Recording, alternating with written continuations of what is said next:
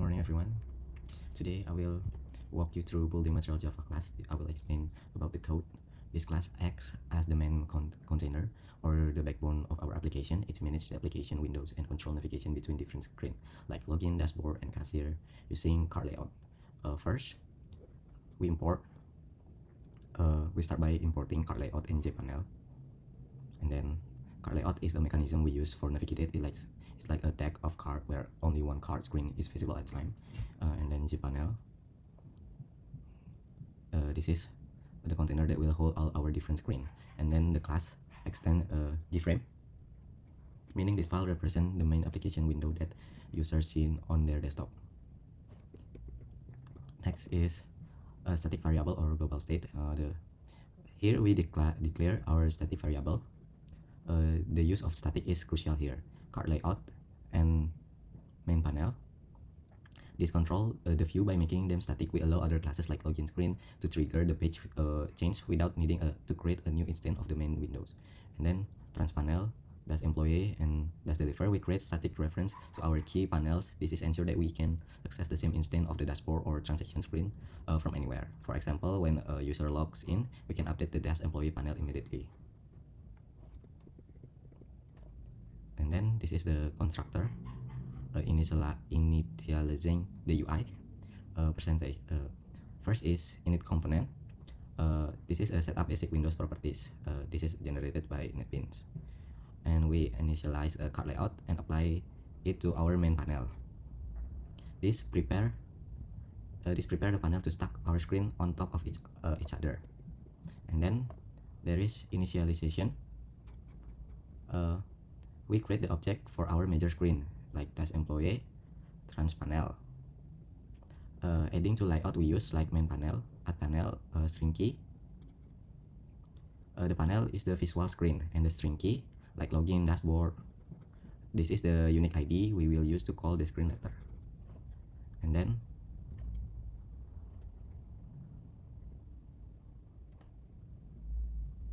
this is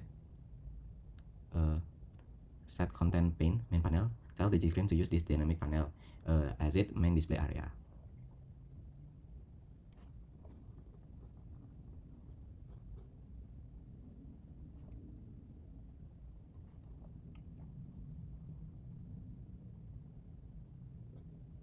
Next, this is card layout show login, main panel login. This is a default state. When the app start, we force the login card to appear first. And then the last is some method. This is most important utility method named ganti halaman or change page, because it is static, and other file in our project like login Java can simply call building materials ganti halaman dashboard. This is a single line of code is what allow the entire application to switch screen seamlessly. And this it's attempt to set the Nimbus look, which give the Java Swing application a more modern, rounded appearance. And this use Java invoker letter to launch the building material window. This is ensure the application runs on the event dispatch thread, which is a safe and correct way to run GUI application in Java. Next. So in summary, building material Java is a shell of our application. It sets up the database connection via static panel reference, centers the window, and provide the navigation logic that allow user to move from login dashboard and beyond. Next, I will explain about DB connection.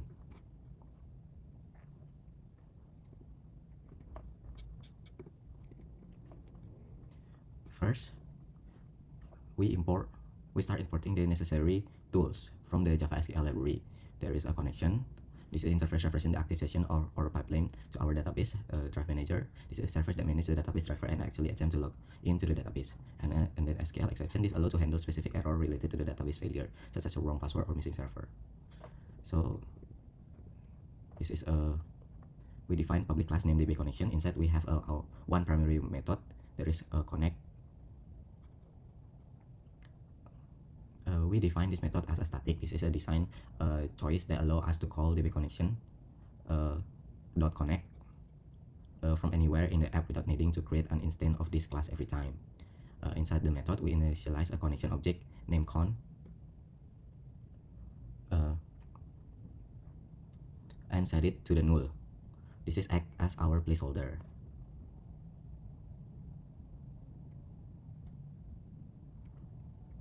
There is a try and catch. Because connecting to an external server is risky, the server might be down or the internet might be disconnected. We wrap the logic inside try and catch block. Try, we attempt the connection. Catch if anything goes wrong, and then return. Finally, when the con object is successful, it contains the link. It failed, it returns null. So we go to the code. This is class for name MySQL GBC driver. We use class for name to load the MySQL GBC driver. This tells Java to please prepare the library that know how to speak the MySQL language. Without this line, Java wouldn't know how to interpret our database command. And then this is a configuration. URL. This is the URL. This is the address of our database. Note that we are using port 330H specifically for this environment, and the database name is DB Udesinar. So this is the user and password. We define the credential. Here we are using the default root user with no password for the local development environment. This is most critical line in this class. We call drive manager get connection, passing in our URL, user, and password. The drive manager uses this detail to perform a handshake with MySQL server. If the handshake is successful, the con variable is filled with valid activate connection object. So DB connection Java encapsulates all the complexity of network communication by keeping this logic in one file. If we ever need to change the database name or port, we only have to edit this one file and change the reflect across the entire application. Next, I will explain the login page.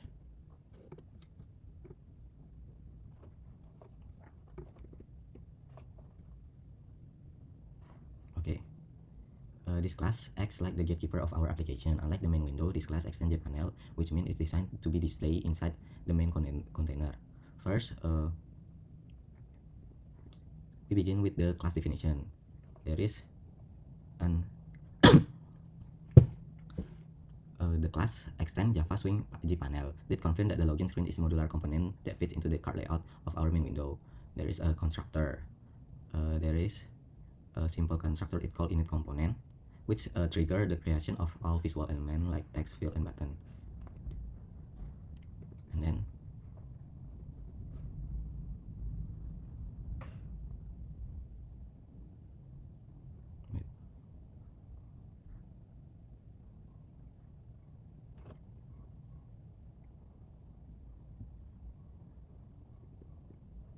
next is the button login action. First, we capture the data entire by the user. Note that for the password, we convert character array to string. And then this is before we talk about the database, we perform basic validation. We check if username and password field are empty. If they are, we show a warning dialog that process immediately the prevent unnecessary database queries using the option pane. There is a source secret also. We check one. If there is wrong, there is will be go to the else, not checking the password if one of them wrong. And there, employee user, employee login username password. Here is a key design pattern. We not write raw SQL queries inside the login UI. Instead, we call the static method in the employee class. There is a method named login. We delegate the database work to the employee class. This is keep our UI code clean and secure. The method returns an employee object if credentials are correct or null if they are wrong. So we can check the result. If user is null, means the login failed. And then we display an error message using the option pane. And if user not null, the login will successful. We welcome the user by name. We call the user open dashboard. This is an example of polymorphism. Depending on whether the user is an admin or a cashier or the deliverer, the application will automatically switch to the correct dashboard screen. So the login Java class handles user interface of for entry. It validates input to the ensure data integrity and delegates a complex authentication login to the employee model, ensuring the clean separation between the view UI and the controller logic. So this is the design. So I will explain about the employee, because this is use the employee class. So I will explain the employee class. Explain about the employee.java. This is currently screen in employee of .java. This is not as just simple data container. This is the backbone of our system logic. First, we start by class definition abstract. So we also import some Java SQL connection to connect to the database, and SQL prepared statement and a result set. I will explain it later. So first, we start with class definition. Not the keyword abstract.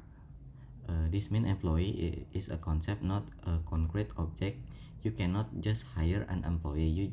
You must have a specific type like cashier or deliver. There is a attribute.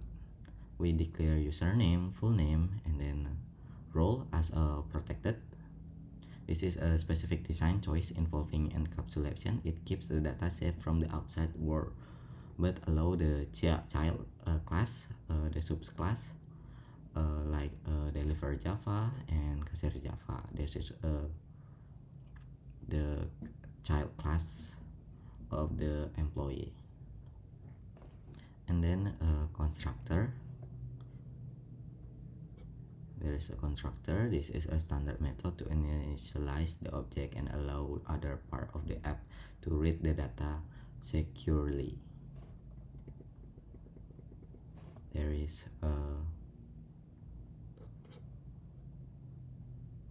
public class open dashboard. This is a abstract method.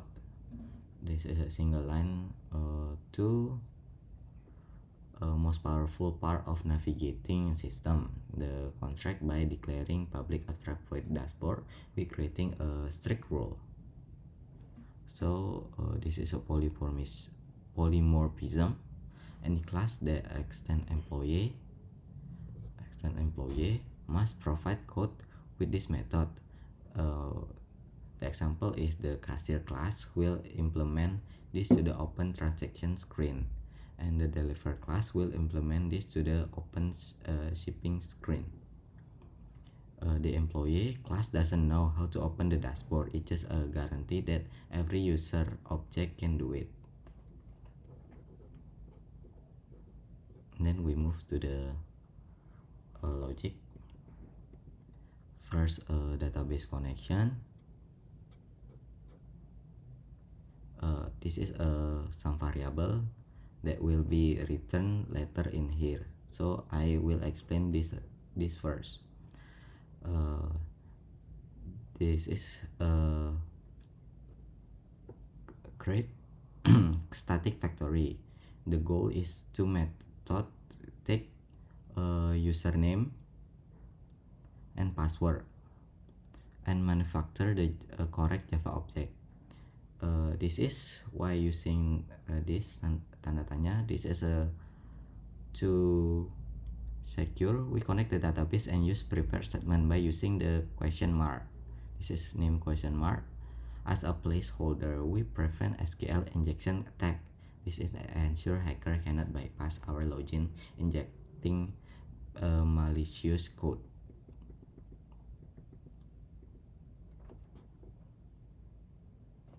So this is a result set. This is a variable that using execute the query, executing this. So rs next, we check if a user was actually found. Then extraction, we pull the role of the data or a database, the role of the employee, and then the full name of the employee.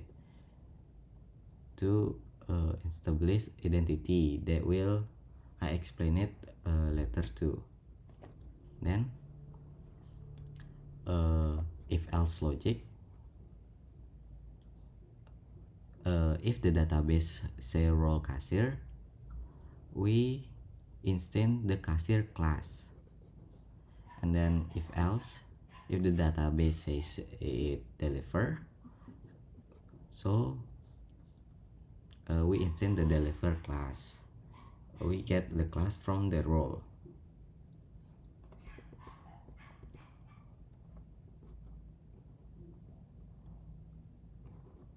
So this RS close. Finally, we act responsibility with our research. We close a connection to prevent memory leaks. We catch any error that might occur during the process. We return the employee object. The calling class login Java doesn't need to know if I got a cashier or deliver. It just know it reaches a valid employee object ready to work. So this, when we got the all this, it is returned to the employee here. And then in the login,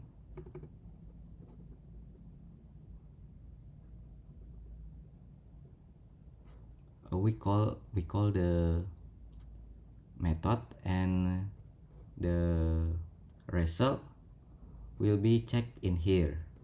If null, there is a show some notification, this wrong username or password or login to fail. And then if successful or not null, there is a cashier or deliver that show a login successful, and get a full name of the employee, because in this employee Java we pull the full name. So in this login we can use the full name to get this. I will show you.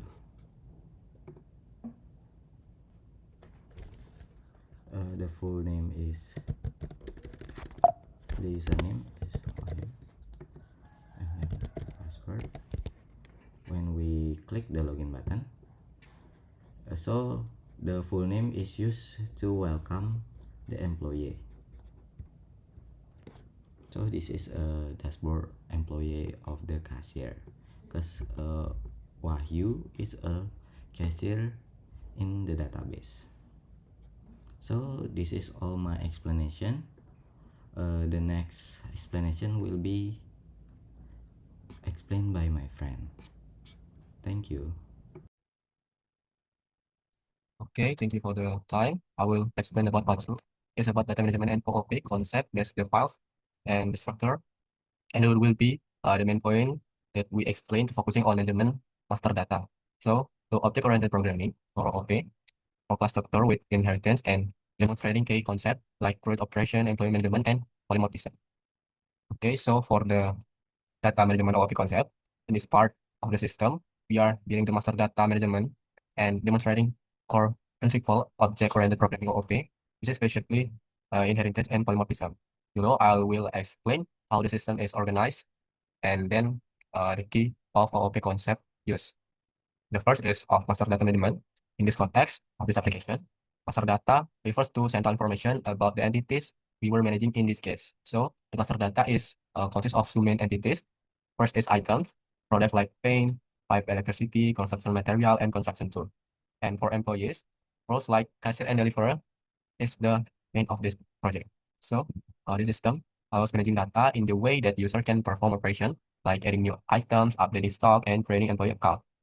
For managing item, like for operation, the item management functionally to user to manage the item in this inventory. It allows for adding new items, adding excess items, viewing details about them. Let's break down to our code. First, for item Java, for in this parent or class or this class for our item types, it contains about the common attribute method for our items item ID, such as item ID for unique identifier for each item, name, and then price, the price of the item, and stock for quantity of the item available. For item Java, also defines an abstract method. Is this tampilkan info detail, which is for subclass to implement the way display specific detail about the item. For example, like volume for item, size for pipes, and for we move to Pine Java in the section and other item subclass like pipe and Java. There's a child class or subclasses that inherit for the item Java class. The subclass implements specifically behavior for different type of item. For example, paint specifically attribute like volume, color, and implement tampilkan info detail. This method will display detail about the paint, the volume, and the color of the paint. For pipe Java,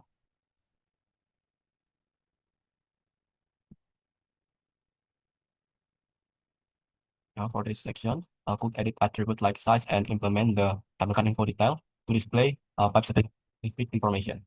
And the reason for having separate child classes for these item types is allow specifically behaviors for different item categories, while still retaining the general structure of an item in this parent class, item class.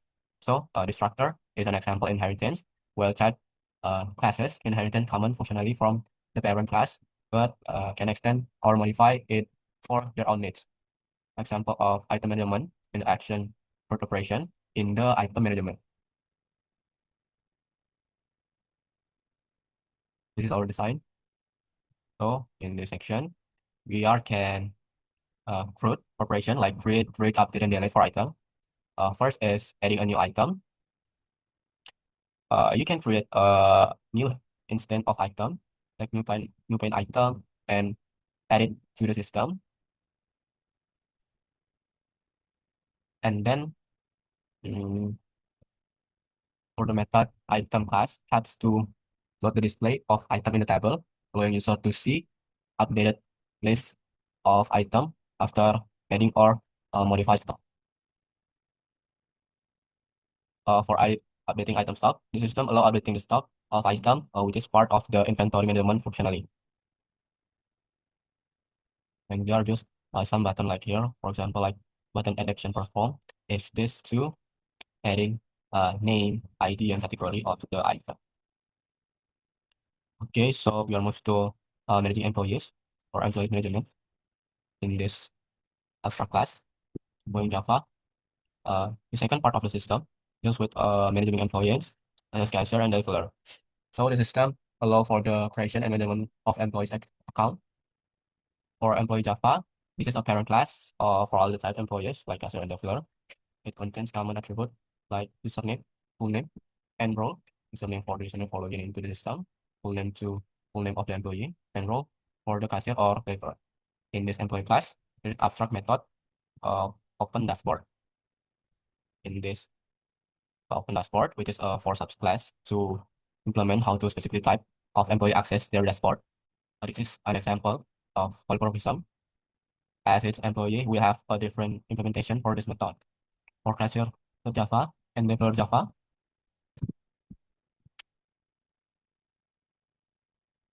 so for cashier, like have dashboard that display cashier transaction and sales information. And for developer Java, like have a dashboard to show delivery task and order status. For the employee management functionally, the system allow the admin to create new employee account, assign role, and load exciting employee into the system. The logic functionally for check credential, and based on the role, it assign the correct dashboard using the polymorphism to ensure the right dashboard is shown down in the type of employee.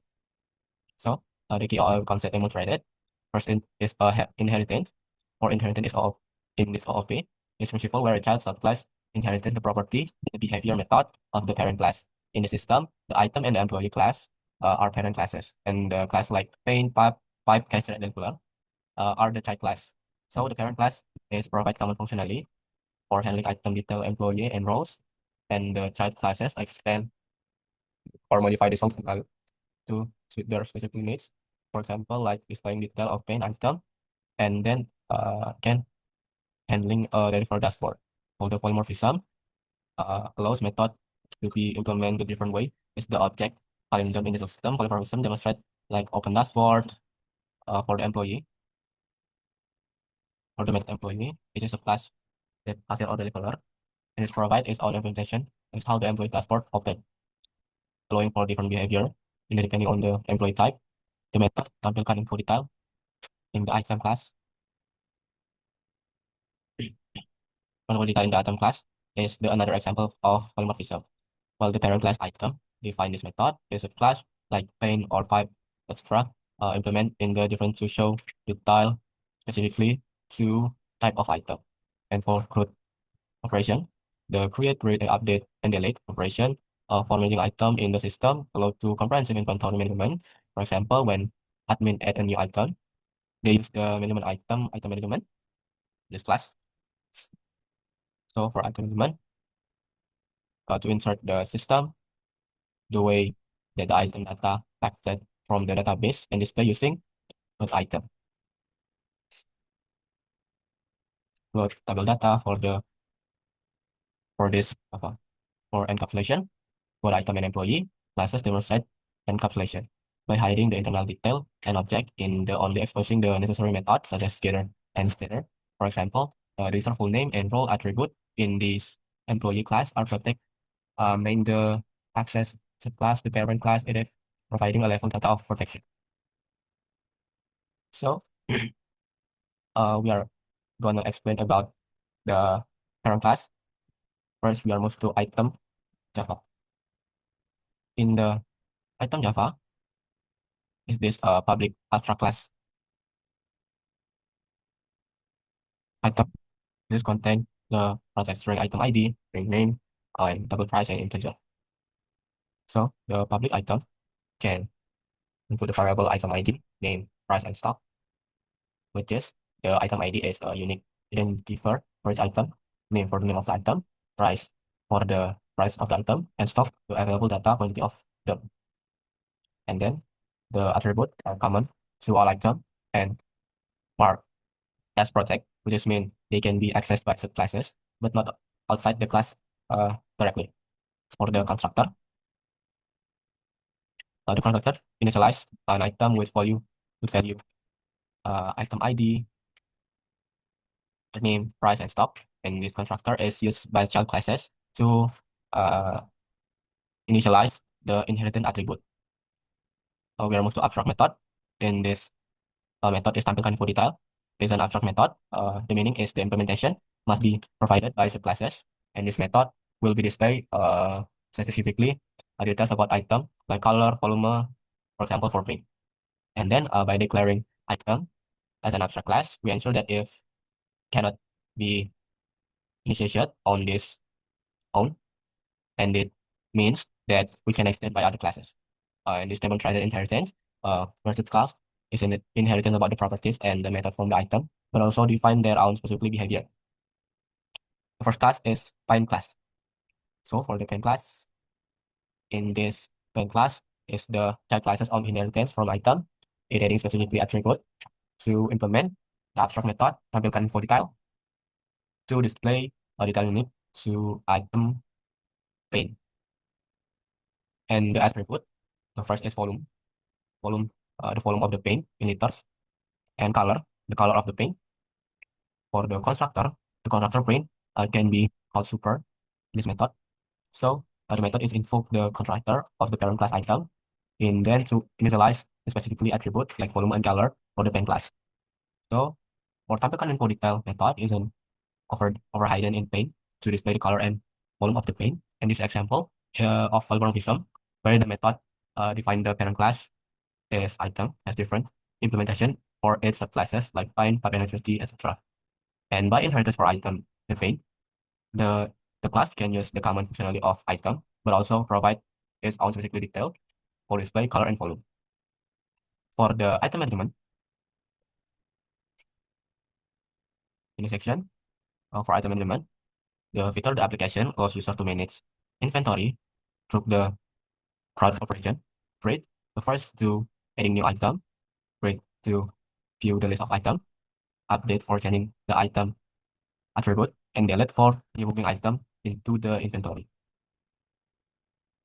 So the key point of the item management Java is the load item method. In this method,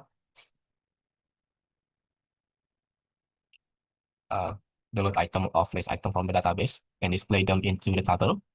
It connects to the database by the connection Java and then retire the item and use the default table model to update the table data. And then for handling item categories, based on the category of the item, paint, construction tool, pipe, electricity, and construction material is specifically detailed about the attribute from the database and displayed in the table. So this is an example of polymorphism in action. Little is very depending on the type of the item. For the employee management, the second part of the system deals with employee management, whereas in the employee.java,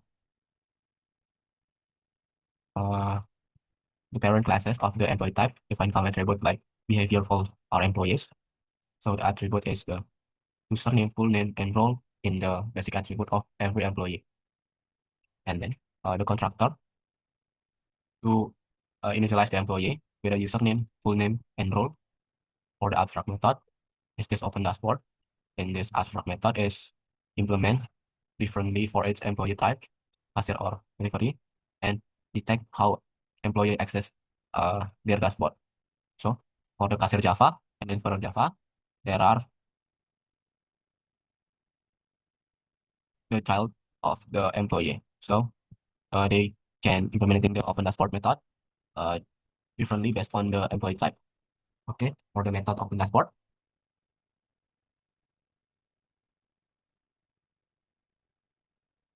is this the implement in a different way for each type of employee, cashier or never is the same, but the summary is tampilkan poly type is implement differently for each type of item like pen pipe, etc. is for allowing for behavior that depend on the object type. So for this to use inheritance and polymorphism, we always to the share the common behavior between related class item and employee and provide specific behavior for each class, for example, displaying different detail for pen and page, and simplify maintenance and user experience like adding new item or employee, and structure is enable efficient management of management master data and support root operation for item and employees too. It also demonstrates how our principle that we can organize and simplify complex in the system. For the implementing, let us to run this building material code.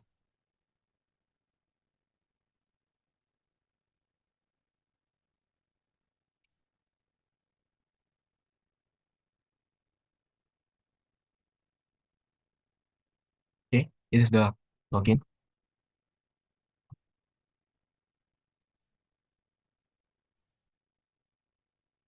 So we are login as a cashier. So login, we are type the username and the password, and then the message is login successfully, welcome, and the full name of the employee. So this is the employee for transaction, and then item, deliver, manage employee, and transaction history. Is this the daily order? It always can be opened by the deliverer. Let's we are checking the transaction. This is the transaction. So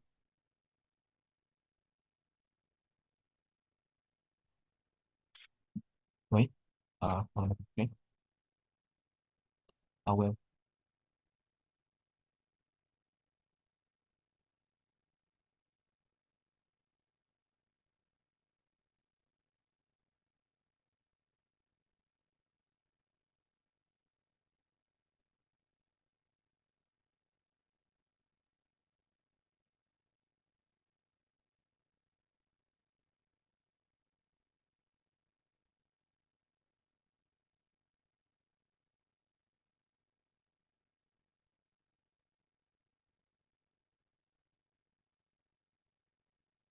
First, I want to stop the system first, and then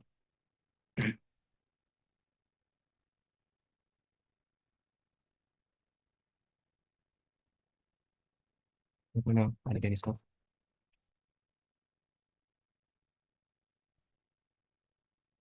Yeah, sorry. and I'm gonna repeat it. This is the login dashboard of medicinal alarm. We can type the name, username of the customer, for example, is this, and then the password. We'll click the login button. This is the message loading successful. Okay, next, I will move to transaction dashboard. We'll type the customer name, for example.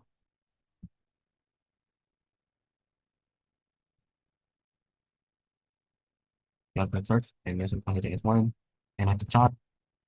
And then if the customer want to deliver it to your house, we'll checklist this section. And then type the address of the customer.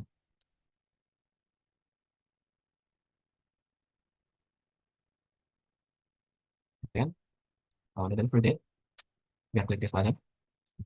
See the calendar that we can select the delivery date of the customer one. Now, for the payment base, yes, it is in transfer. And then they pay cash. Total is 150.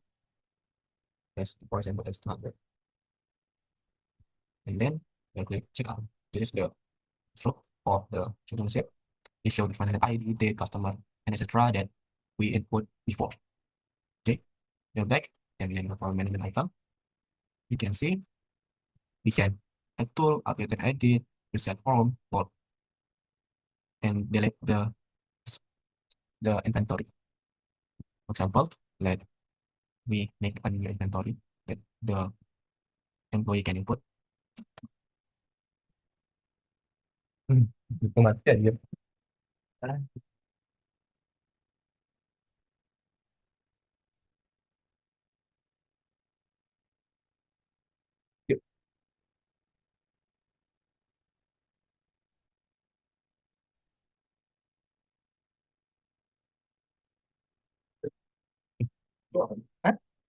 Enter satu. Okay, for example, the first is to ID. We have the style. Or the name is good.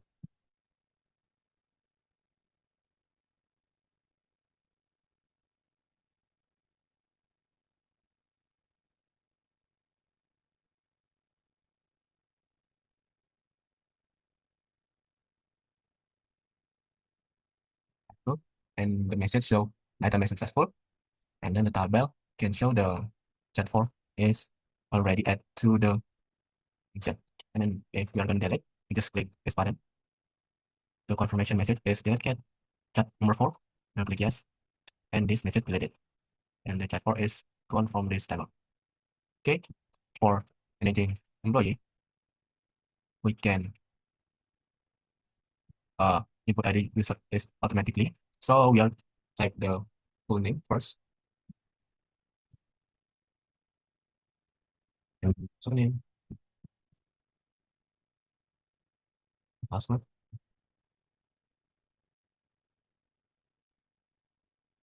then the phone number, and we are just going add, and the employee is successful. Same as the process system, we are can update, create, delete, or as we have the new customer we add, we can delete it. So select the employee first,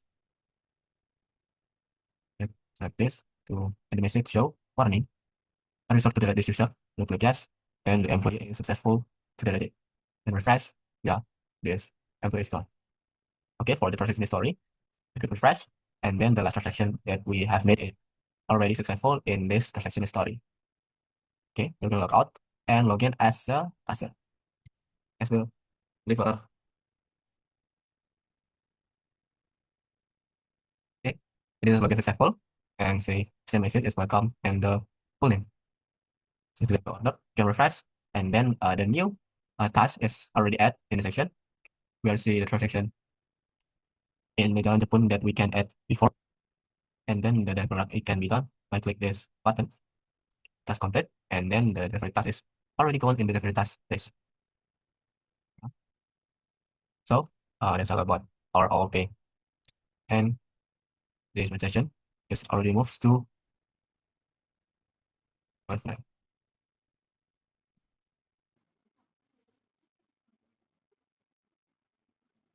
Okay, now I will dive into the heart of this application, which is the cashier transaction feature. But first thing first, I will do the preview of this feature. Now you can go to this. You can try to log in as an admin.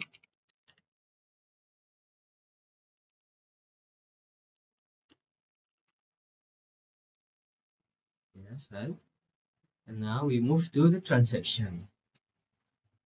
As you can see, it automatically create the transaction number and automatically get the cashier name. And now we can uh, create the customer name.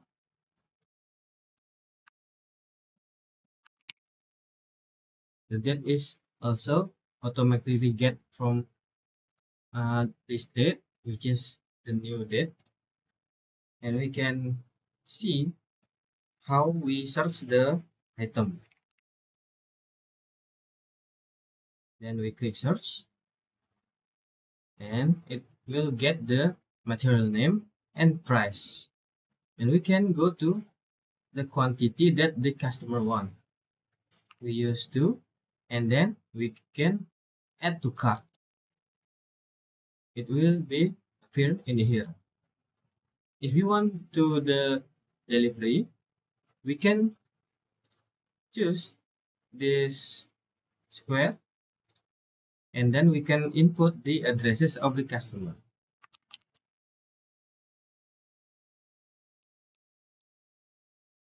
And from this, we can do the delivery date. We can choose same as the transaction date. And then there is some payment method. This is the total and this is the customer money when he want to pay. We can try to 1500 and then we can go to checkout. And this is the transaction receipt. We can see the transaction ID, the customer name we create before, the one who cashier, the items, and the total bill, and the customer money, and also the return of the customer money. And this is the delivery. After this, we can check the transaction history from this panel. And we click on refresh. That the last transaction will be appear from the app. And now we're gonna move to the logic of the code of the transaction code.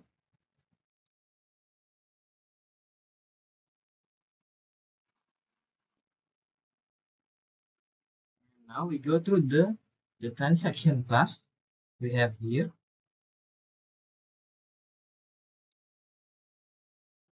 So the first thing we can do the preparing the tools before the shop opens. We place the essential tools on the counter. These tools must stay there as long as the shop is open. We create the public class transaction extend Java Swing. So this is the blueprint for the cashier counter. Technical, the extend G panels means this class is a panel that will be attached to the main application window. The next thing we have the private default card model. So this is the blank logbook with something like shopping list, and the visual table on the screen is just a frame. So the card model is the actual paper inside it where we write down the items. We need this variable to add, remove, or read item later. And we have some like private double grand total 0.0. This is the main calculator screen. This is a variable to store the running total of the transaction. So it will start at 0.0 because no one has bought anything yet. Next thing we have the private string, cashier name, unknown. This is the empty name tag on the counter. It will be default to unknown. Later, when a cashier log in, we will write their name here. And we move to the public transaction.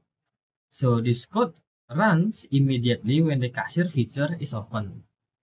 We have init components, setup table, init transaction data. So init components is like build the DAX, which is install button, text field, and layout automatically generated by NetBeans. Setup table is prepare the logbook, and init transaction data is prepare a fresh form. So it calls the method below to generate a ticket number and set the date. And now we gonna designing the logbook, which is a setup table. Here we design the structure of our shopping list so it looks neat. The first thing is private void setup table, cart, model, new default. So this is like buy a brand new empty book, and then we initialize a new default model object. And the rest we have cart model add column name of goods, price, quantity, total.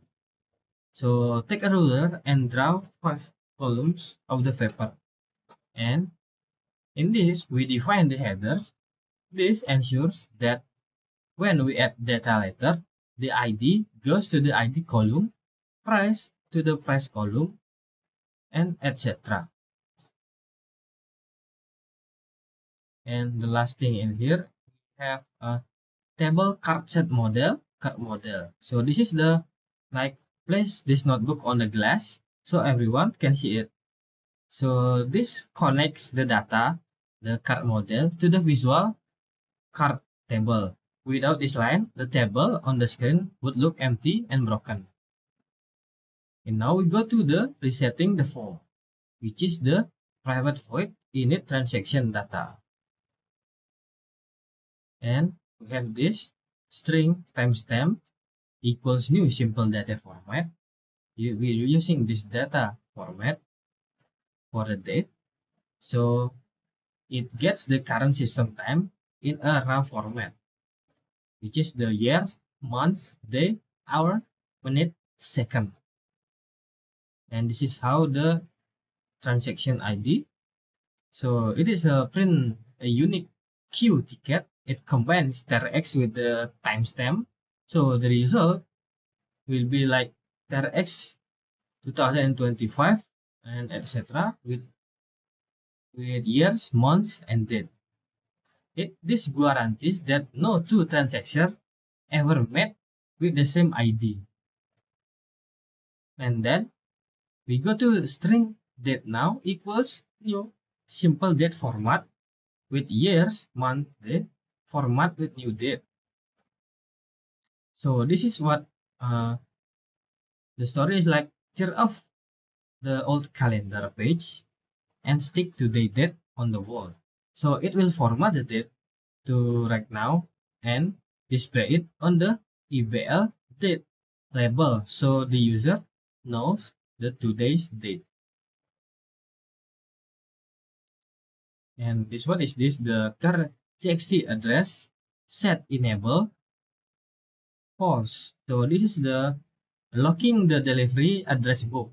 So we disable the address input field because by default the customer is buying in store. And now we go to the date delivery. So there is the date delivery set this, date delivery set enable. So what is this? Is this the like put the delivery calendar into the drawer and erase any circles from yesterday. So set date null clears any selected date and set enable false prevent the user from clicking the calendar. This is a validation step to prevent user from picking a delivery date without checking the delivery box. And now we go to this line, the grand total equals 0. and the set text RP0. So this is the reset the calculator into 0. So technically reset the grand total variable and the display label to 0. So it will be ready for the next customer.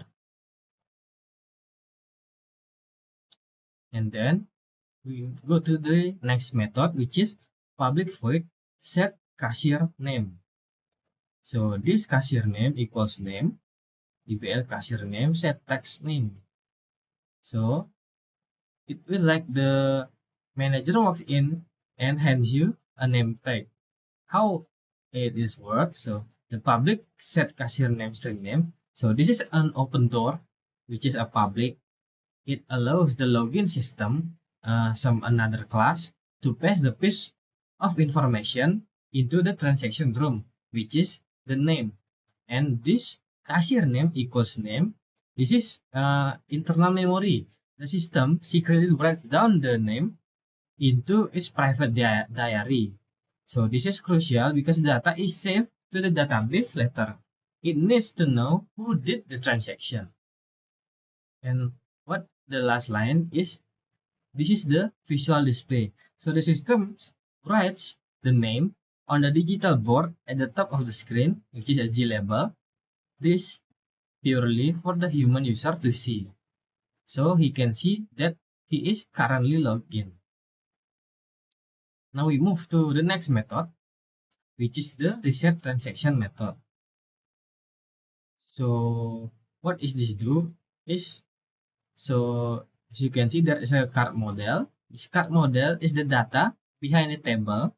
Setting raw count to 0 deletes all items from the shopping list instantly, so the tables become empty. And next you have again grand total 0 with 0 again.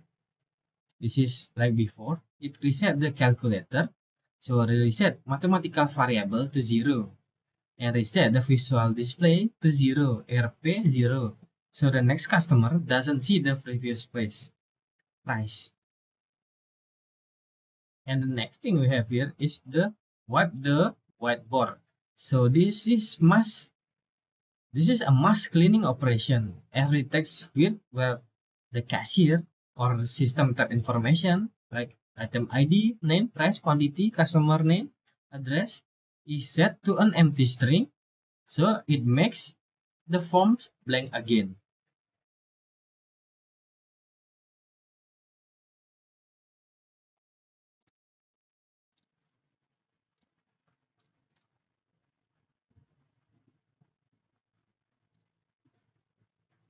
Sorry. And the next thing we have the date delivery set date null, check delivery, set selected status. So this is the set date null will erase the any date selected on the calendar, and set selected first will uncheck the delivery checkbox. The default state for a new transaction is no delivery. And next we have the stock status check tag. So this is the erase the stock info. Since no item is currently being searched, the stock label is reset to a neutral dash. Next we have txt buyer set txt, and this is the clears the input field where the payment amount was typed, and then it will change, will reset the change or return display to 0. And what this code do, init transaction data, so this will pull a new queue ticket for the next person. So this is basically the final step. It calls the init transaction data method, which this method will check the current time, generate a new transaction ID, and ensure the date label is accurate. So next thing, we have some new method.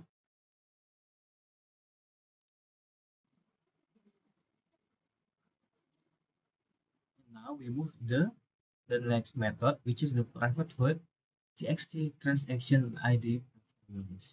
This is the dead end or a block door. So the variable evt This represents the event. So it's a standard parameter sent by the Java whenever an action happens. So the logic is the NetBeans built this door because you might have accidentally double click the transaction ID in the design view. However, inside the bracket, it is empty. Why? Because the transaction ID is generated automatically by the system based on a timestamp. So the cashier should never tap in this box manually. So we intentionally leave this code empty. Nothing happens here. And we move to the second next method, which is the button search item action perform. This is the moment when the cashier asks the system, what is this item? So the cashier click the search button and the investigations will begin. So we have the string ID get text. So this will read the node. The system looks at the field txt put item ID, will grab whatever code the cashier type. So example like we do it before, we use cat strip 01 and it stores in the variable called ID. And then next we have the string item data equals order source item. So this is we'll call the warehouse manager. So technically the transaction Java calls a static method search item ID located in order Java. It passes the ID as the question. It waits for the answer. So the answer comes back as a box strings array containing three things: name, price, stock. If the item doesn't exist, the box is empty, which is a null. So next is the decision. If the item data is null, so like the manager found the file, it will be autofill with txt item name set text. So the system takes the name from the index 0 of the array and writes it into the txt item name box. The system takes price from index 1 of the array and writes into the txt item price box. So the cashier doesn't have to type this manually. And we have integer stock, which is the warehouse send the stock as text, as string. We convert it into a number so we can use it for a logic match later. And there is a stock status set will be plus stock. So the will be the updates the eval stock status label so the cashier can visually see how many items are left. Such as stock will left 15. And the next nested loop there is if stock. This is the story is like if the shelf is empty, if the stock is 0 or negative, the system locks the add to cart button. So it will set enable false the method you cannot sell what you don't have, and it shows a pop-up warning out of stock. And else if stock is greater than 0, the system will unlock the add to cart button and it will be set enable to true. And the magic cursor, the system automatically moves the typing cursor to the quantity box. So the cashier doesn't need to click the mouse. They can just start typing the number immediately. This makes the work faster. And we have the sum else, which is the item not found. If the item data was null, shows an error pop up. So this is a crucial step. So it will clear the name and price boxes to prevent the cashier from accidentally selling the previous item they look up. So we wipe the state clean.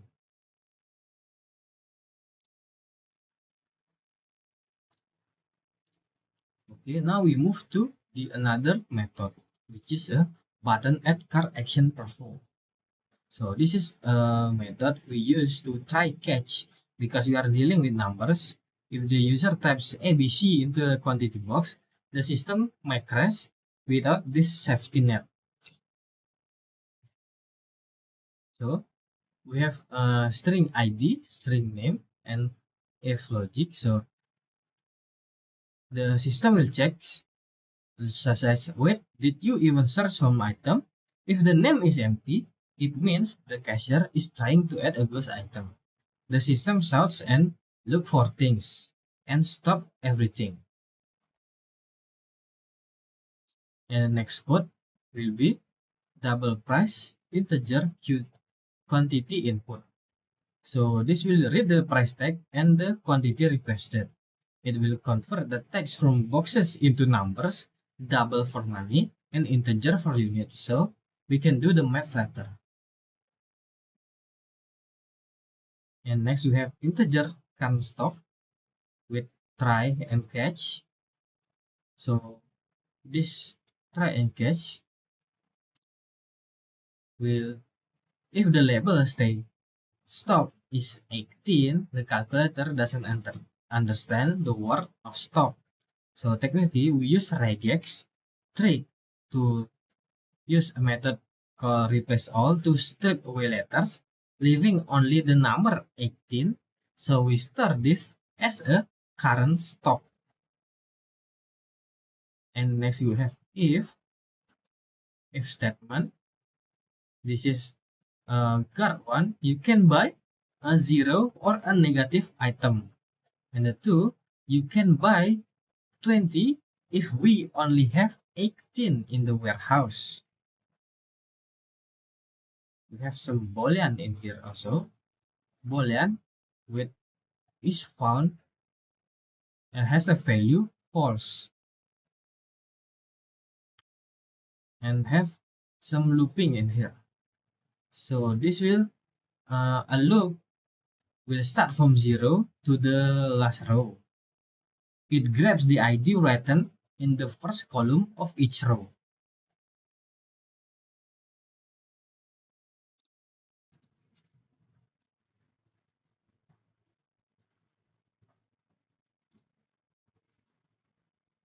So next is there is if statement that is ID the tables dot equals. So this is the, if we found it, the customer is buying salmon again and salmon, and it is already on the list. And we have the integer old quantity, integer new quantity. So it takes the old quantity and adds the new quantity and the new total.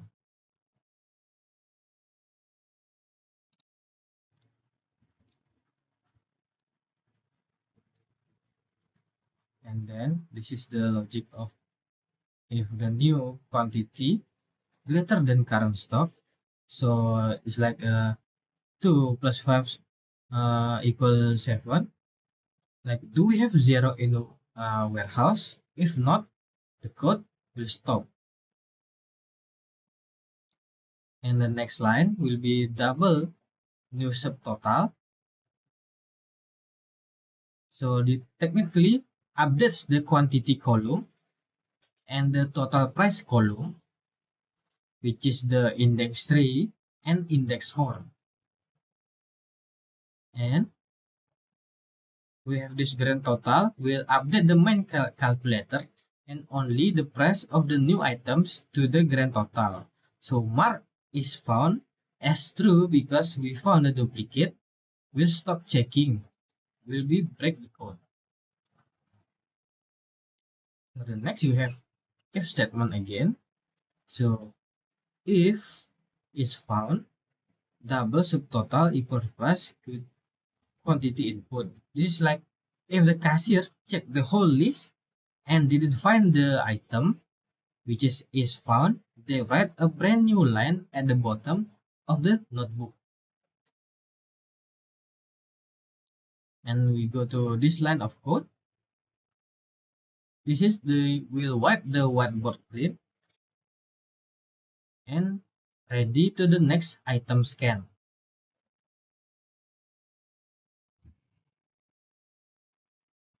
And now we can move to the next method, which is a private void button remove action perform. So what is this? This is technically the gets the index of the row cashier click. If nothing is clicked, it will return a -1. What is -1? So before we deleting the item, we must subtract the total price from the grand total. If we delete the row first, we lost the price data.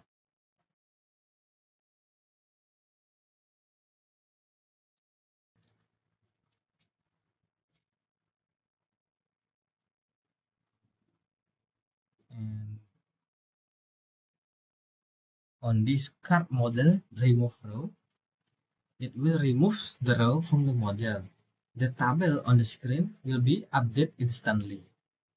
And we have some new method here, which is the delivery switch, check delivery action perform. So it will be when the checkbox is ticked, which is selected, the address box and calendar will become enabled. When the checkbox is unticked, they become disabled. So this forces the logic no delivery, then no address needed.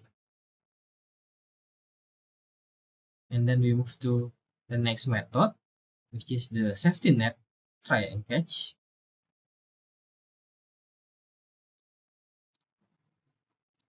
Okay, now we go to this method, which is the private void button checkout action perform. So it has if statement here. So before the cashier can even start the checkout process, the gatekeeper will blocks the way. So the logic is the cut model get row count will equals 0. It's like is the shopping basket empty? So the taxi customer name get text is empty. Did you forget to ask the customer name? So the action will be if it is true, the system will shut stop, which is the G option pane, and ends the process immediately. So you cannot sell nothing to nobody. And we also put the try and catch here. So we enter a try block because we are dealing with dates, database, connection, and money match. If anything breaks, we want to catch it safely instead of crashing the app. So this is the next is the date logic. So we prepare an empty envelope label str delivery date. By default, it's empty because not everyone asks for the delivery. So if delivery is selected, so and if you said delivery, but you didn't say where, if the calendar is blank, it will stop everything.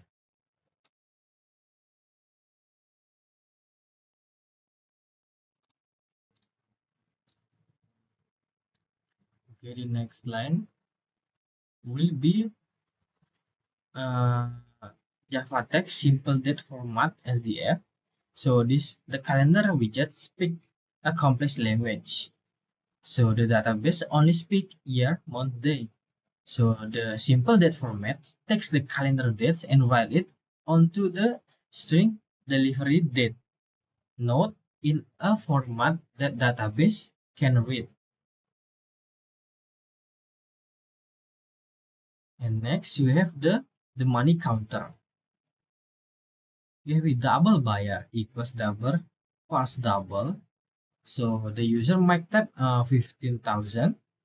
It will clears the money 15,000 become the 15,000 without a dot. So it will be 500,000 instead of 50.000 and turn the text into a calculated number.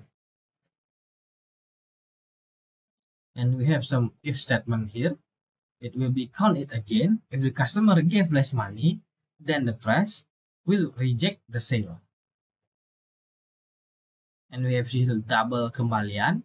This is calls a small helper in order Java to do a simple match payment minus total.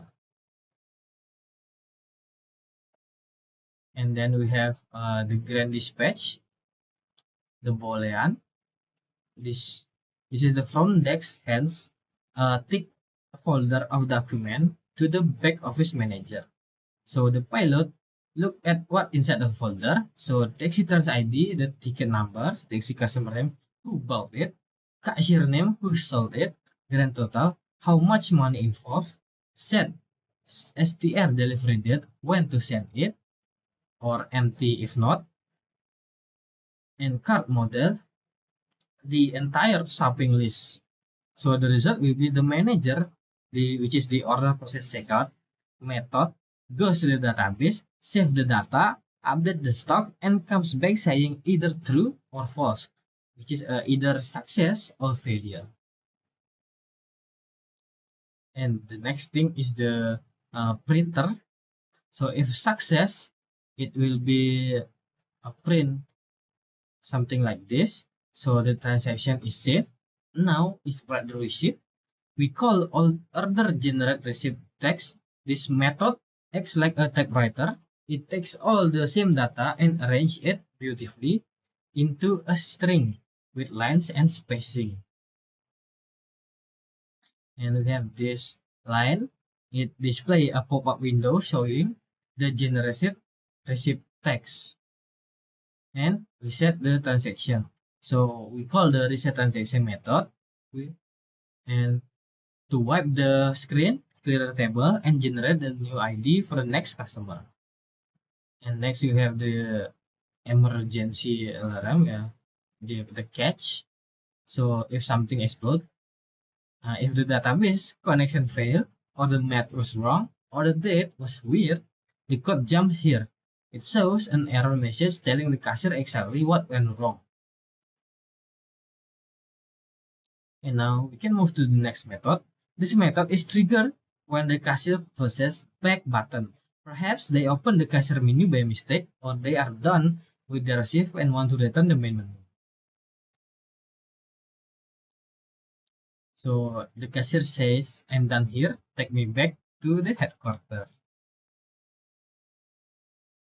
And there is building material that ganti halaman. This is the method for main. This is the main class. It's a boss that controls the screen. And ganti halaman is a static method in the main class. It does the card layout method, hide the cashier panel, and show the dashboard panel instead. So this connect the shop panel transaction back to the parent frame, which is a building material. Next we have the next method.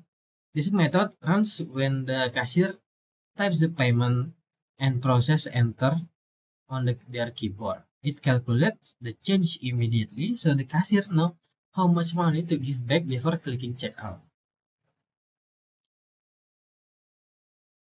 So we use try and catch again. If the cashier taps 10,000 instead of 10000, the math will fail. The catch block ensures the app doesn't crash. It will just ignores the error.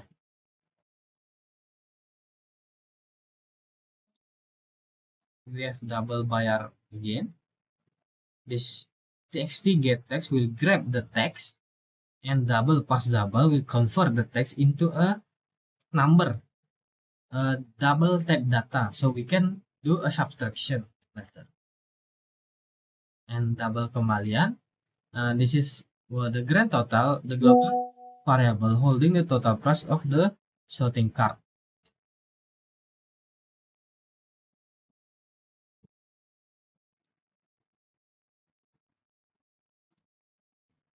So the order hitung kembalian, a helper method in the backend, it simply does buyer subtract grand total, and the kembalian is the result they change to.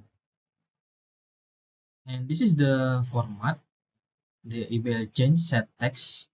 So the string format, this is a formatter. It adds 1,000 separators, comments or dot to make number readable. From 25000 becomes 25.000. And the able chat text updates the label so the cashier sees Rp 25,000.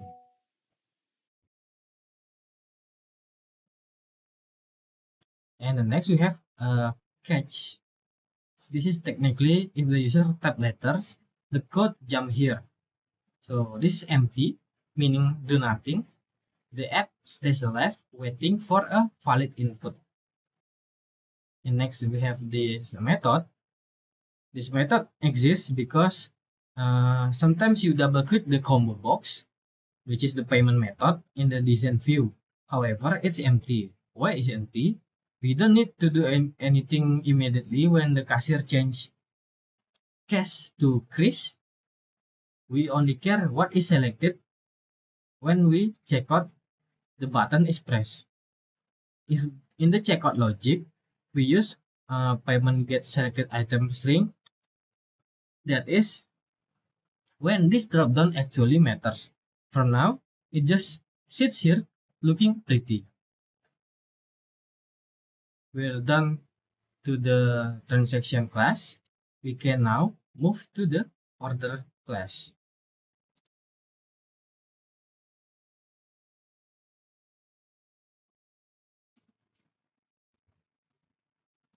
Okay, now we can move to the order class. So we're leaving the visual world and entering the logic. The order class is a blueprint. It defines what transaction actually looks like in the system memory.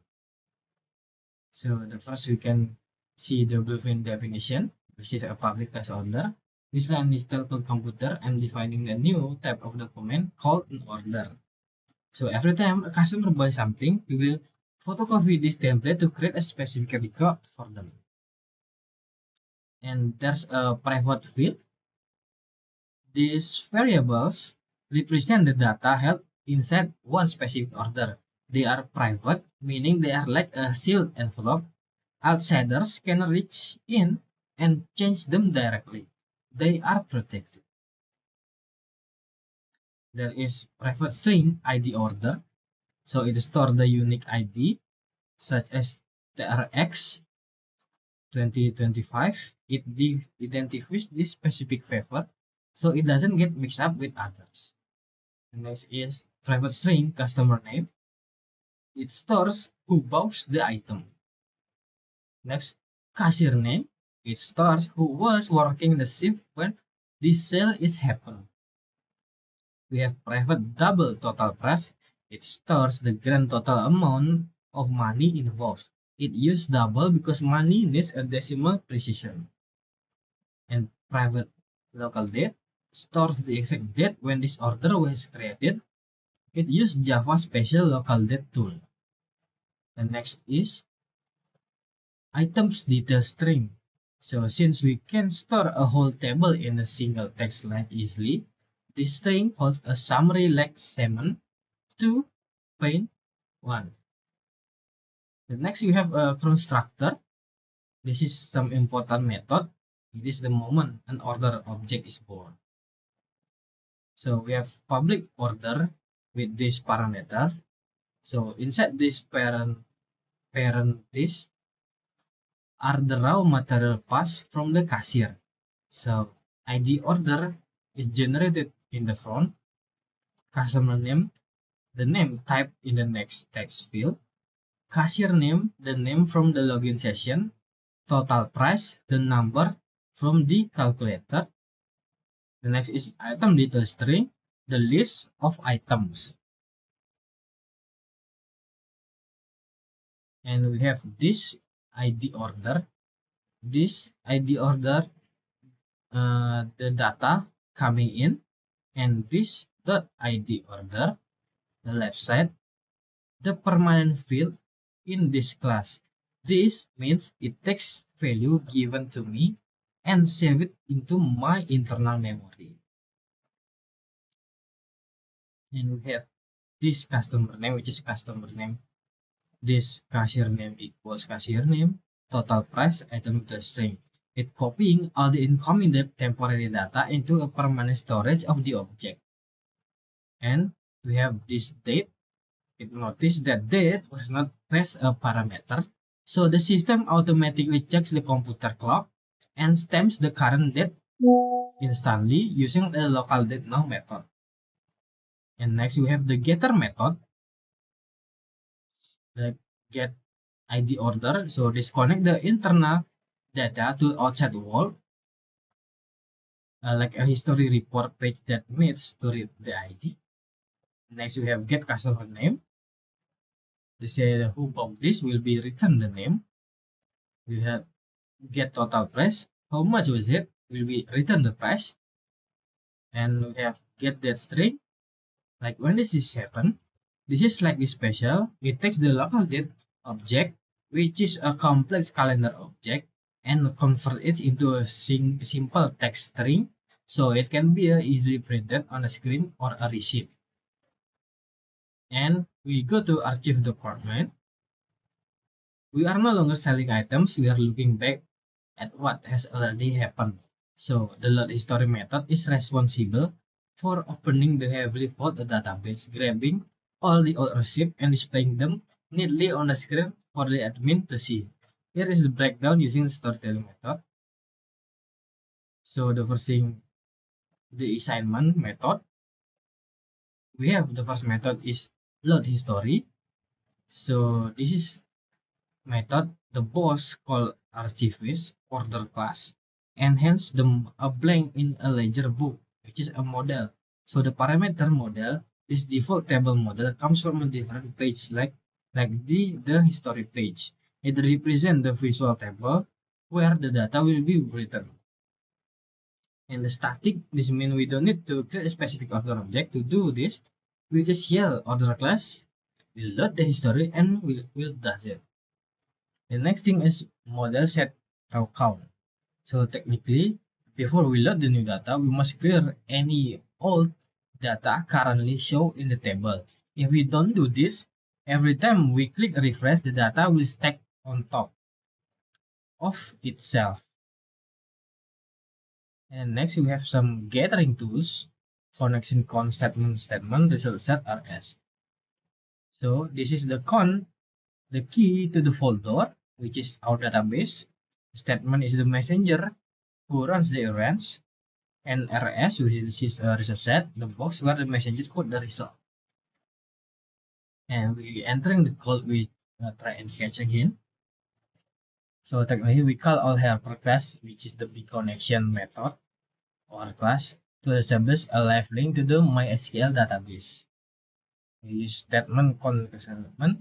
We create a statement object. This object is the vehicle that carries our SQL comments to the database, and string SQL using SQL query.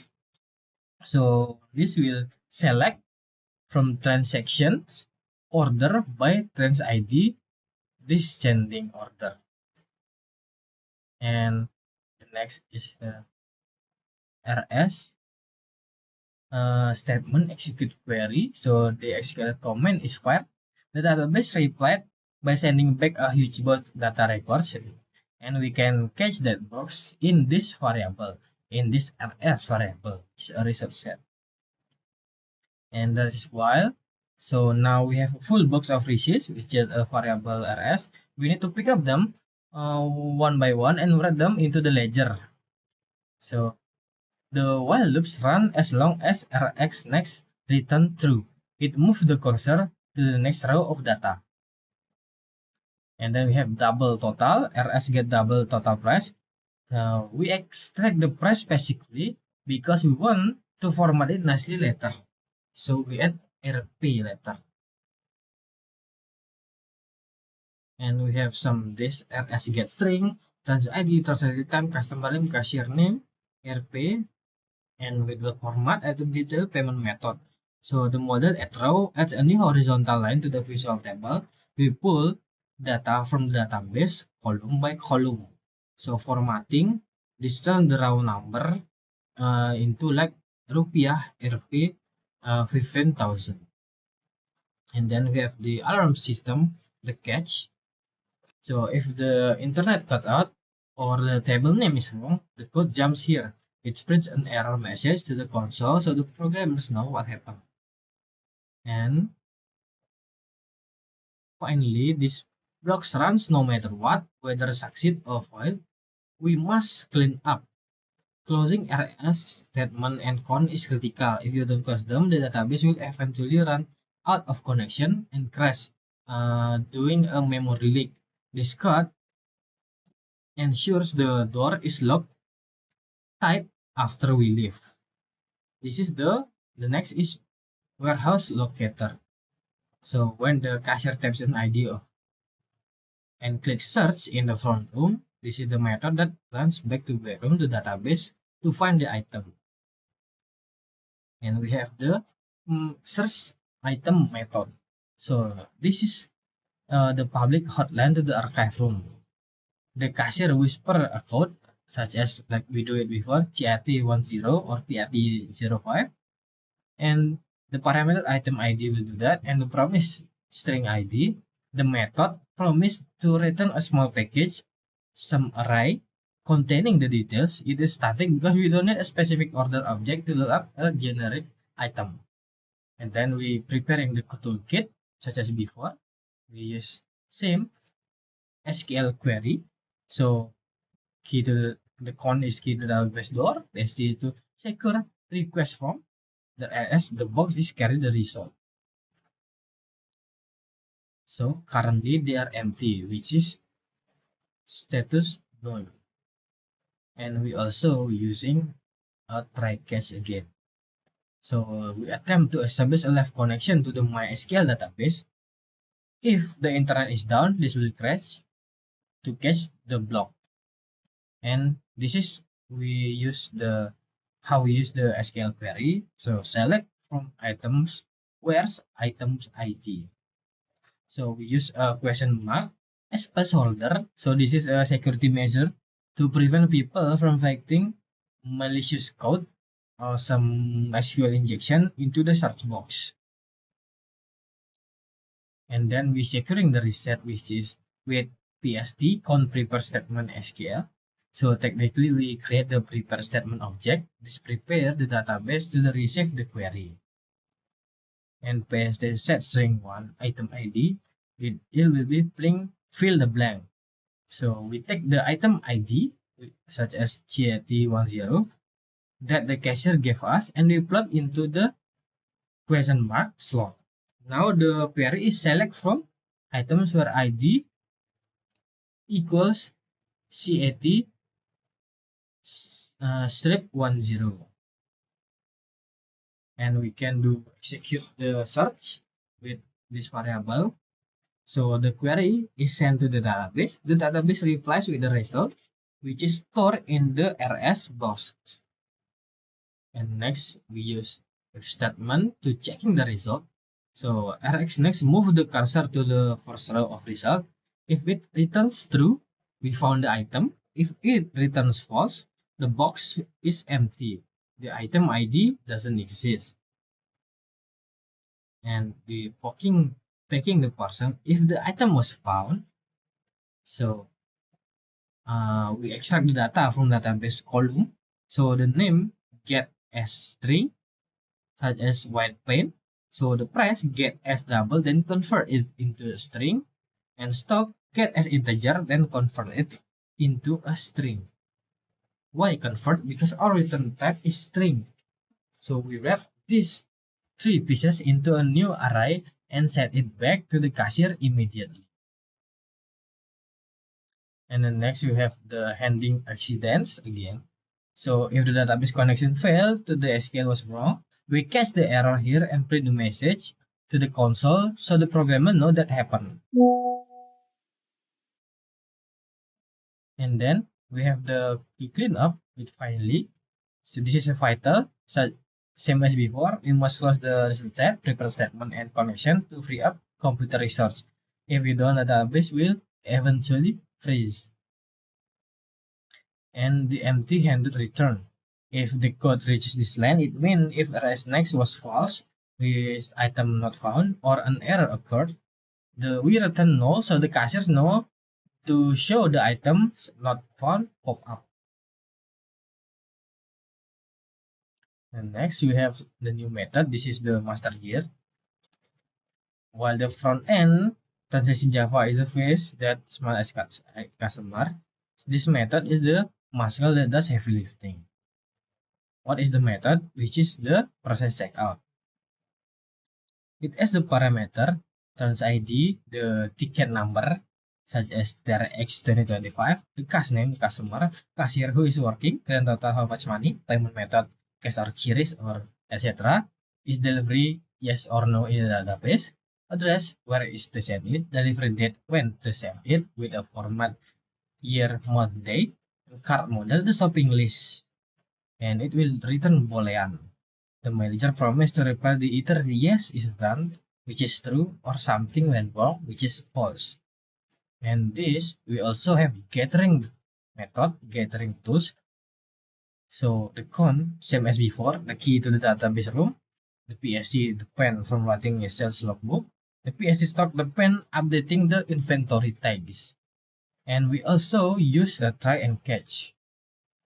Same as before, we try to connect to the database. We open a connection to MySQL. If this fails, we jump straight to the catch block. Same as before.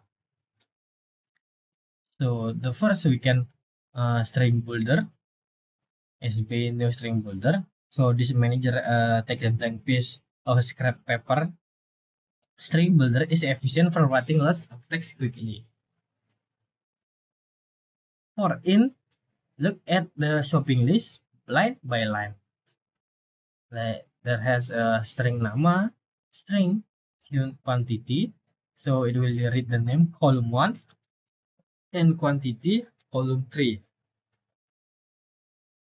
And we have if statement there. So the logic is if not the first item index greater than 0 at comma. So the result, the scrap paper now read salmon, the stove 2, pen 5, hammer 1.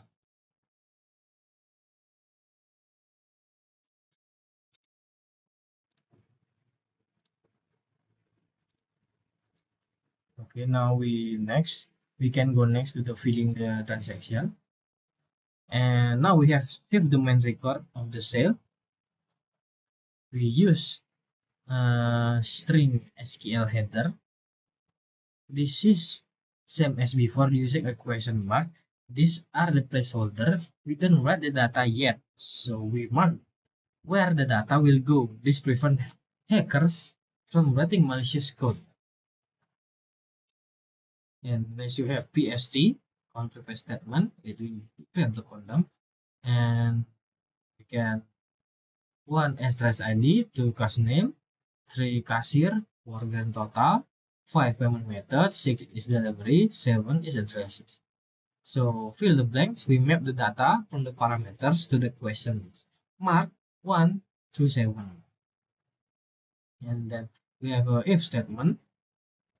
So is delivery, a string. What is this? This is a delivery. If yes, write down the date. If no, leave that field specifically empty, null. Do not write an empty string or a 0. The database hates that for dates. Use set null. And next we have PSC string 9, item detail. What is this? Is like just stamp it. The item summary we created in step 1 is added. And the execute update method commits the record to the database history. Next we have update stock. Like we use this SQL query, update item set stock equals stock minus this placeholder sold equals stock, this placeholder where item using placeholder again. So the manager get a new form. This one says find the item ID, subtract the quantity from stock, and add quantity to sold count. And we have the PSC stock on prepare statement. So it will be prepare the stock update tool. And we have some if statement again. So it will be loop through the stopping list again. We have to do this every single types item we bought. And then we have string item ID, integer quantity. So for this line, get the ID column and the quantity, which is column 0 and 3. And we also do this. So if the card has 5 items, this loops run 5 times. It runs to the shelf, subtract at the stock, update the stat, and runs to the next shelf. And then the return to the manager wipe his brow and tell the cashier success, and the transaction will complete. And this is our emergency plan. So we have this sketch. So if the database was offline or a number was corrupted, the codes jump here, it prints the error and tell the cashier it's failed. And then we clean up using finally. So this runs no matter what. Same as before, it calls statement tools, the log database connection to prevent memory leaks and keep the server is healthy. This is the printing press and the math wizard. The next method. So this is the hitung kembalian method. So it is parameter total belanja. Is this a total cost of the card? The uang bayar, the money customer handed over. And it will be return uang bayar subtract total belanja. It simply subtract the total from the payment and send it the result back immediately. And next we have the next method, which is a generate receipt text. This is the most artistic method in our code. It takes raw data and turns it into a neatly formatted text log, which is using a string that looks like a real paper receipt. So the parameter, the cashier and over a massive stack of nodes. The ID, the date, the names, the shopping list, which is a card model, the money details, and the delivery instruction. Next, we have string builder receipt. String builder is a tool used to construct long piece of text efficiently. We will keep adding lines to this variable. And this is the header will be have basic info. We use a pen to write this text, /n to hit the enter key, which is a new line, and it prints the ID, date, customer name, and cashier name at the top, followed by separator name. And that's for the shopping list. So it's just like a look at the shopping cart, item by item, string name, string quantity, string sub. So it will be read the name, quantity, subtotal for this item, and that's formatted. Align the text perfectly so columns are straight. So string format is borrowed here. The %50s, so reserve 15 space for the name and align it to the left. So the %3s reserve the space for quantity. This ensures that even if names are different lengths, the receipt looks neat like a grid. So we have some footer. So the receipt append like this. Technically, we use format %0f. This code adds commas, commas to the numbers from 10555 into the 105, 555. So it looks more pretty or professional. And then we have the receipt append payment method. It will be the stem, the payment method that customer choose, such as cash or Chris. And then we have if statement here, the is delivery. So this is a delivery order. If yes, okay, tap the extra section at the bottom with address and date. If no, skip this part. And the finish, the receipt open. The story is the draw the line, tear off the paper. So technically the method is convert the string builder into the final string and heads it back to the transaction Java, which will when display enter a pop-up window. Okay, that's it from me. The next part will be explained by my friend.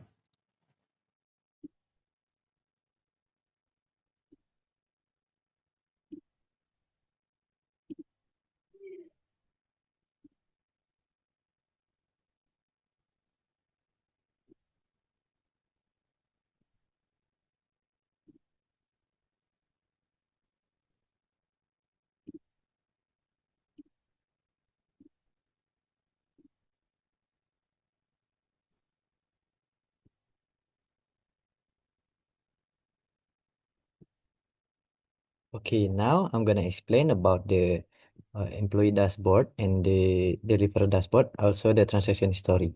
So we can log in first as the as the employee, the cashier or the admin.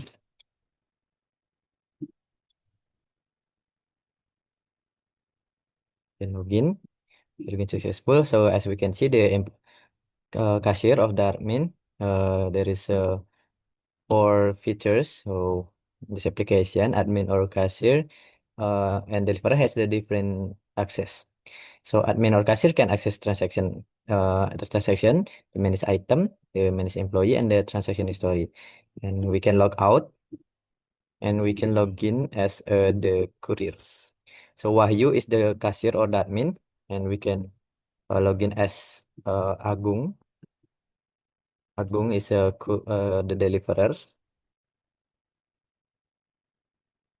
Can log in. As we can see, the courier has one feature only.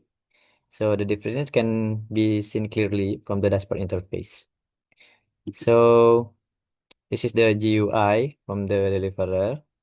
So this is a delivery task list. We can see the table. There is a receipt number, the buyer name, destination, goods and quantity, and the send date.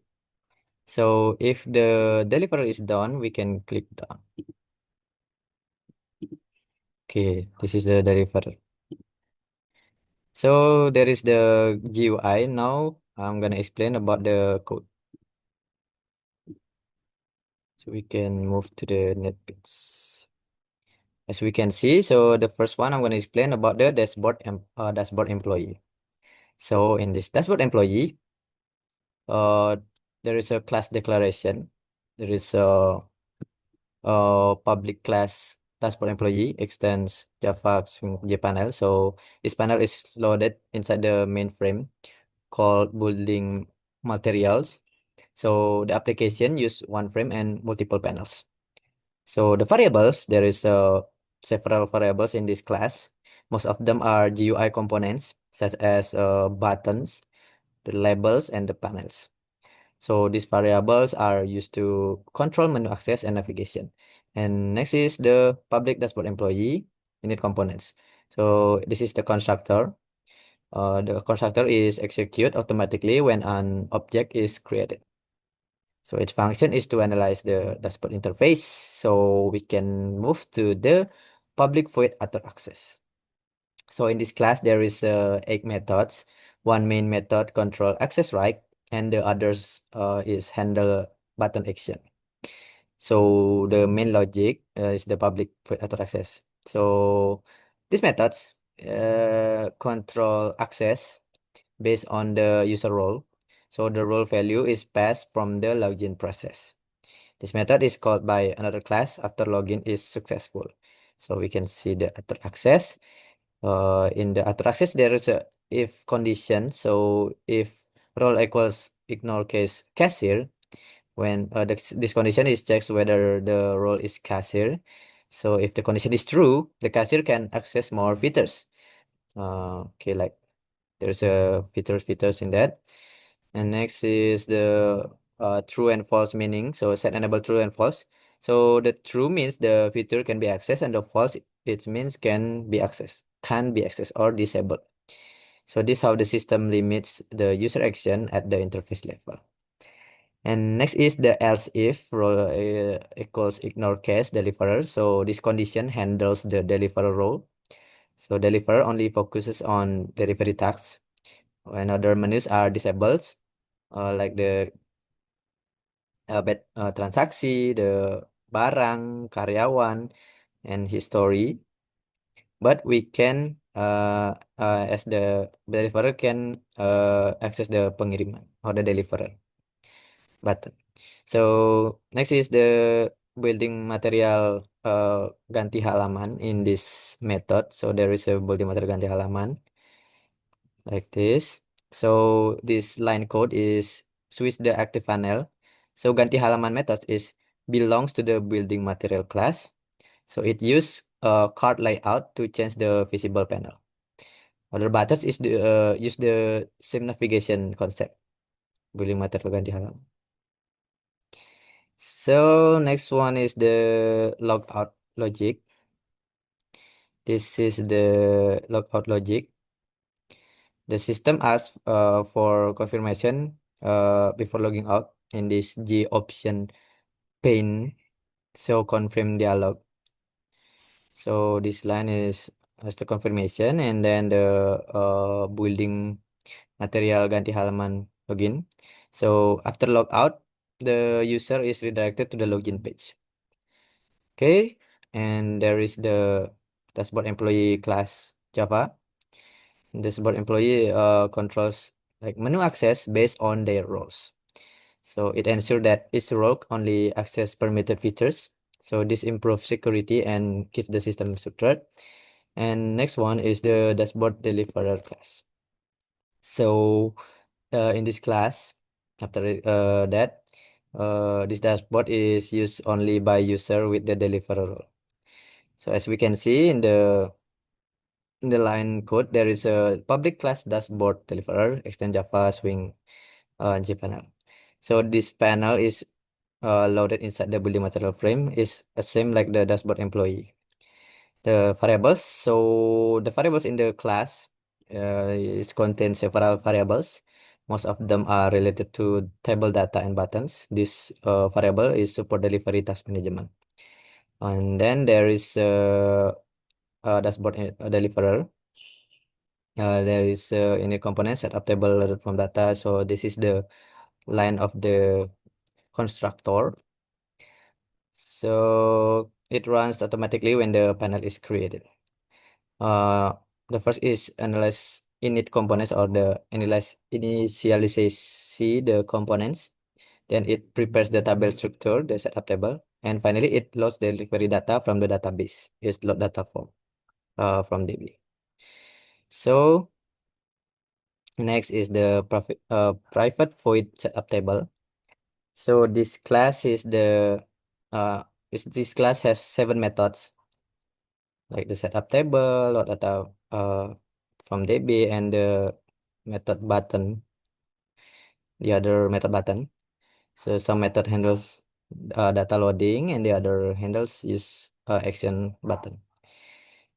The table preparation logic. So this setup table, as I said before, so this method is prepares the table model. So the column size as receipt number, buyer name, address, and delivery date is defined here. This table is used to display delivery tasks.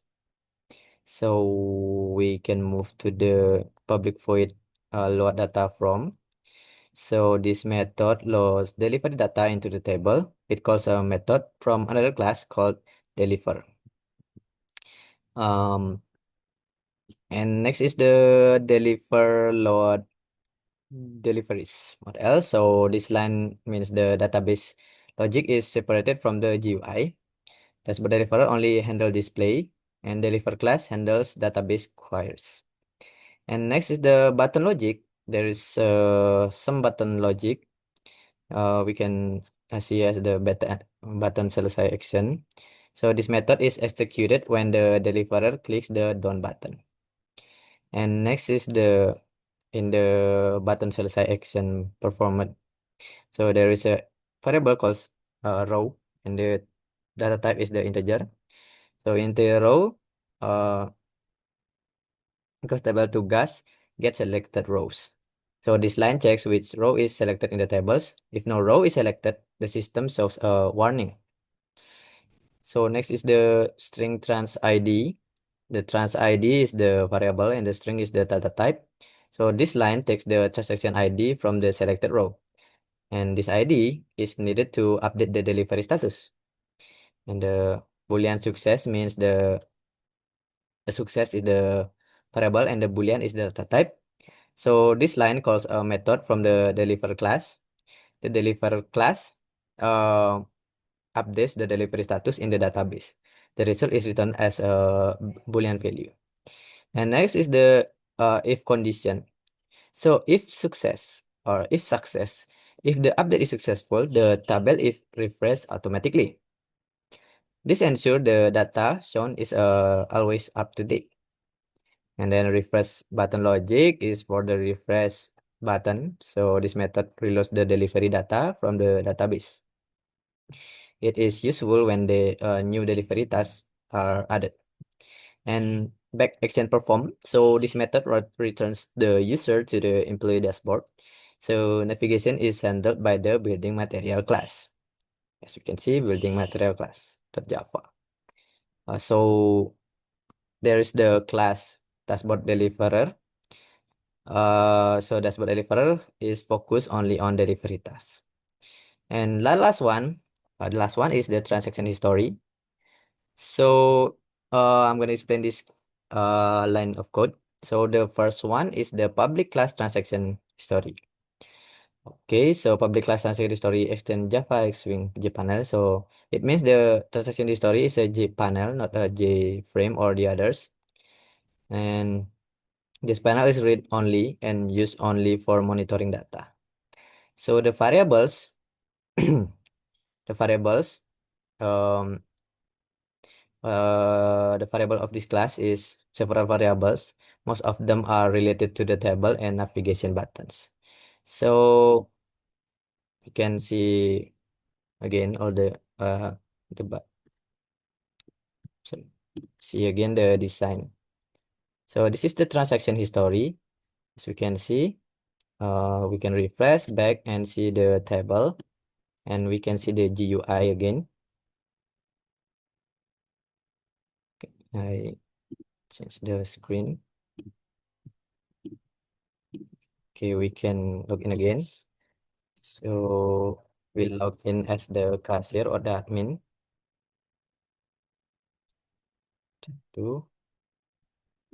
Okay, so this is the transaction history. So there is a table. Okay, there is blank table because the uh, the the data is uh, the trial data. We try the system and we not put the item details, so there is a blank.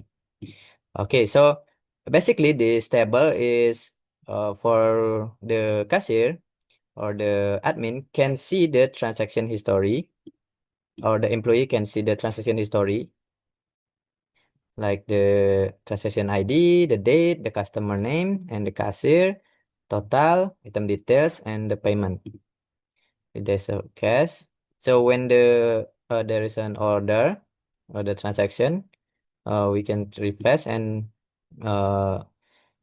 there's add some data to the transaction history table. So there is the transaction history GUI. We can continue to the code. So this is the code, as we can, as I said before. So there is several variables. Most of them are related to the table and navigation button. And the constructor, as you can see, this is transaction history, is the constructor. This constructor run automatically when the panel is opened, as the class before, as the dashboard deliverer and dashboard employee before. So it initialize the components. Then it prepares the table structure and it loads transaction data from the database. And the number of methods is there is 6 method. This method focus on loading and refreshing the data only. Okay, so the table setup logic. So private void setup table. This is the table setup logic. So this method defines the table columns. Columns such as transaction ID, date, total price, and status are prepared here. So this ensure the data is displayed in a structured format. And next one is load data. So this method loads transaction history data. So it does not process transaction. It only displays data that already exists. So this is the load data. And next method is transaction back action perform. Okay, so before that, sorry. So in this button, btn refresh action performed. So this method reloads the transaction history. It ensures that newly added transaction appear in the table. Application logic. So the building material ganti halaman dashboard. So this is this line is return the user to the main dashboard. So navigation control is centralized in building material. So this is the shortcut of the transaction history Java because it's only display the tables and refresh the tables. So the design concept transaction history does not modify any data. It only reads data from the database. So the system integration flow is like the transaction are created in the transaction process and delivery updates are handled in dashboard deliverer. And transaction history shows the final result of this process. So transaction history provides a clear overview of completed transaction. It supports transparency and reporting. That concludes my explanation for the logistic and the reporting model. Thank you.